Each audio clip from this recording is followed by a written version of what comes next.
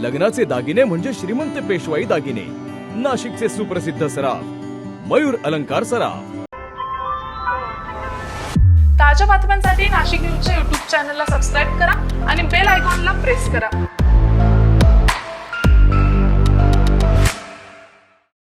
कुष्ठरोग हा शाप नाही तर एक उपचार योग्य आजार आहे। मायकोबॅक्टेरियम लॅप्रे जीवाणूमुळे होणारा हा जुनाट संसर्गजन्य रोग त्वचा, मज्जातंतू आणि नाकाच्या आतील त्वचेवर परिणाम करतो। सुन्नपणा, फिकट पॅचेस, बोटे वाकडी होणे किंवा नाक चोंदणे ही त्याची लक्षणे आहेत। संसर्ग झाल्यानंतर लक्षणे दिसायला 5 ते 20 वर्ष लागू शकतात, पण घाबरण्याचं कारण नाही। मल्टी ड्रग थेरपीने हा रोग पूर्णपणे बरा होऊ शकतो। म्हणूनच वेळेवर निदान करा, उपचार घ्या आणि जागरूकता पसरवा। सार्वजनिक आरोग्य विभाग, नाशिक महानगरपालिका द्वारे जनहितार्थ प्रसारित।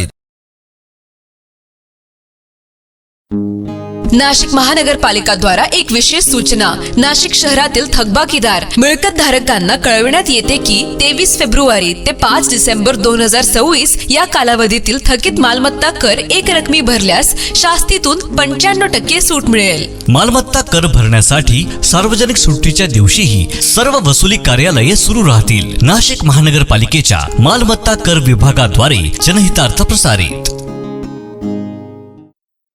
नाशिकची ऐतिहासिक आणि सांस्कृतिक ओळख जपण्यासाठी नाशिक सांस्कृतिक संवर्धन मंच सरसावलाय। येत्या 3 मार्च रोजी गोदावरीच्या तीरावरील मुक्तेश्वर पटांगणात वीर सन्मान आणि पूजन सोहळा 2026चं आयोजन करण्यात आहे। या सोहळ्याच्या माध्यमातून शिवकाळापासून चालत आलेल्या वीर नाचवण्याच्या 400 वर्षांच्या परंपरेला उजाळा देण्यात येणार आहे। नाशिक शहराला प्रभू श्रीरामांच्या वास्तव्याचा आणि थोर क्रांतिकारकांच्या कार्याचा वारसा लाभलाय। याच शहरात शिमग्याच्या दिवशी वीर उत्सव साजरा करण्याची जुनी परंपरा आहे। जे वीर पुरुष युद्धामध्ये वीरगतीला प्राप्त झाले त्यांच्या स्मृतींना उजाळा देण्यासाठी दरवर्षी वीर नाचवले जात आहेत। ही ऐतिहासिक परंपरा नव्या पिढीसमोर ठेवण्यासाठी आणि तरुणांना व्यसनाधीनतेकडून सुसंस्काराकडे वळवण्यासाठी नाशिक सांस्कृतिक संवर्धन मंचातर्फे या विशेष सोहळ्याचं आयोजन करण्यात आलंय। 3/6/26 मंगळवारी आपल्या नाशिकमध्ये वीरांचा कार्यक्रम होणार आहे। म्हणजे धुलिवंदनच्या दिवशी, आपल्या होळीच्या दुसऱ्या दिवशी जे वीर निघतात, तर त्या दिवशी आपला हा वीरांचा सन्मान सोहळ्याचा कार्यक्रम आहे।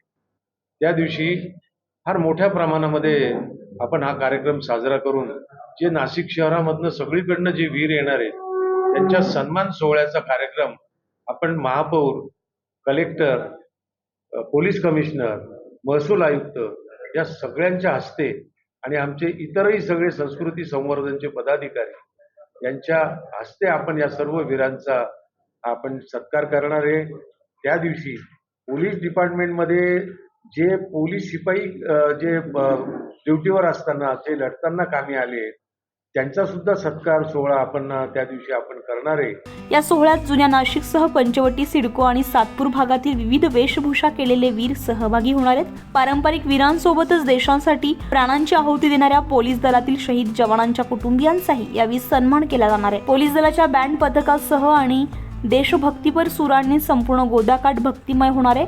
या कार्यक्रमासाठी शहरातील विविध मान्यवर उपस्थित राहणार असून नाशिकची सांस्कृतिक अस्मिता यातून अधोरेखित होणार आहे।